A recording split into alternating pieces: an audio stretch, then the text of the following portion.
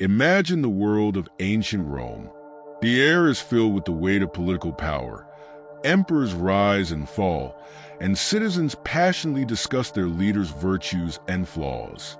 Now, fast forward to today, a new president takes office, and the world buzzes with opinions, some praising, others condemning.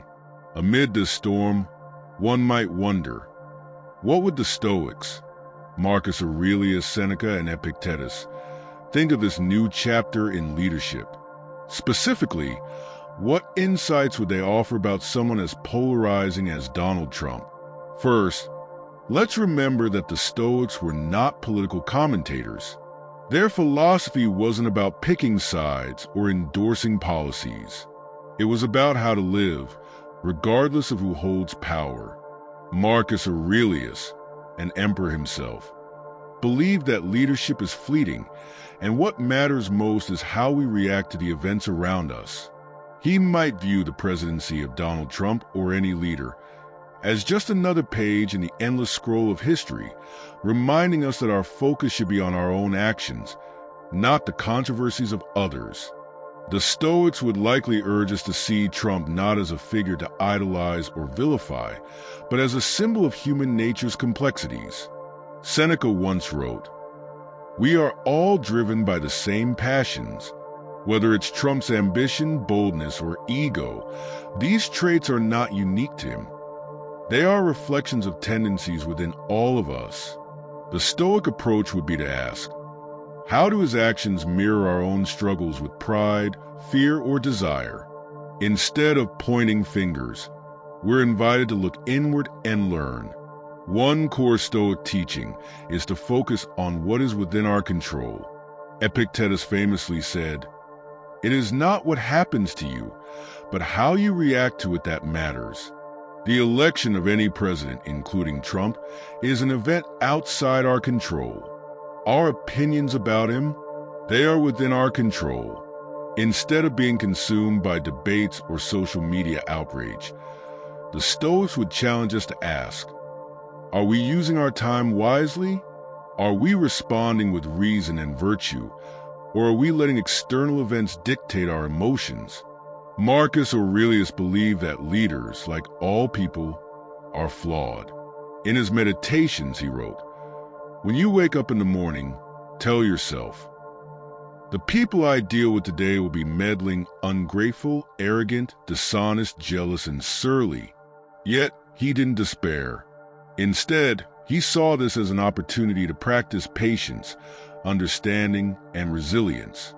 The Stoics would likely view Trump not as a unique challenge, but as part of the ongoing human story of leadership, one that tests our ability to remain calm and virtuous amid chaos. The Stoics also emphasize the importance of objectivity. Marcus Aurelius taught us to see things as they are, not as we wish them to be. For Trump's presidency, this means stripping away personal biases, whether admiration or disdain, and examining his actions through a lens of clarity. What are the tangible outcomes? How do his decisions align with justice, wisdom, and courage? The Stoics would not rush to judgment. They would analyze without emotion clouding their vision. Another lesson from the Stoics is the danger of letting external forces define your happiness. Seneca wrote, "It is the power of the mind to be unconquerable." In a world where political events often dominate our thoughts, the Stoics will remind us that true peace comes from within. Whether you support or oppose Trump, your contentment should not hinge on his presidency. Instead, the Stoics encourage us to focus on living virtuously, contributing positively to our communities, and cultivating inner calm.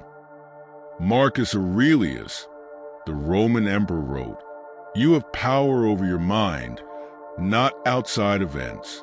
Realize this, and you will find strength." Instead of labeling Trump's presidency as good or bad, Marcus might encourage us to see it as it is, a moment in history, a test of how humanity reacts to power, ego, and ambition. Think of it like a Stoic exercise. If you strip away opinions and emotions, what remains? Policies, actions, and consequences. Focus on facts, not the noise around them. Seneca once said, "What progress have I made? I am beginning to be my own friend."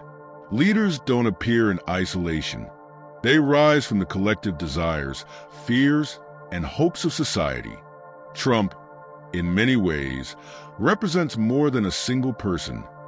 He reflects cultural currents. The Stoics might ask, what does his rise teach us about human nature? What can we learn about ourselves from this era? Instead of judging the leader alone, we're invited to look inward. Are we contributing to division or unity? Are we engaging in meaningful action or idle outrage? The Stoics believed that virtue was the highest good. They would advise us to approach Trump or any leader with wisdom. Seek to understand before you react. Courage. Speak out when it matters, but with reason, not rage. Justice. Treat all opinions fairly, even if you disagree. Temperance. Avoid extremes. Resist the pull of blind loyalty or unbridled hate. Instead of being swayed by his personality, focus on whether actions align with these virtues. In the end, the Stoics would see Trump's presidency as neither a blessing nor a curse. It simply is. What matters is how we navigate this moment in history. Will we engage with curiosity, or will we react with impulsive emotion? Will we use this era to better understand ourselves, or will we lose ourselves in endless division? The Stoics believed that leadership tests the people as much as it tests the leader, and their challenge to us remains. Will we rise above, staying true to reason and virtue, no matter who holds the reins of power? This is not a question of politics. It is a question of character. And in the words of Marcus Aurelius, waste no more time arguing about what a good man is. Become one. What would the Stoics think of Trump? Perhaps they'd find him fascinating, not as a villain or hero, but as a mirror reflecting the strengths and weaknesses of our time. Yet, their focus would always return to you. How are you living? How are you growing? That's what truly matters.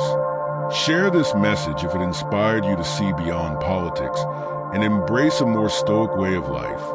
Let's make the world calmer, wiser, and more virtuous, one person at a time. Lastly, remember this. The Stoics never placed their happiness or peace in the hands of an emperor, president, or king. Marcus Aurelius himself ruled one of the largest empires in history, yet he knew he was just a passing figure in the grander scheme of life. So, what would the Stoics think of Trump? Perhaps they'd shrug and say, "He is as he is." Focus on becoming the best version of yourself, regardless of who sits in power. Here's a question. When history looks back on this era, how will it remember you? Not for your opinions on Trump, but for the virtues you practiced, the people you helped, and the wisdom you gained. Let the world debate the leader. You focus on leading your own life, wisely, courageously, and virtuously. That, my friends, is the Stoic way. Subscribe and click the bell notification for more Stoic wisdom. See you in our next video.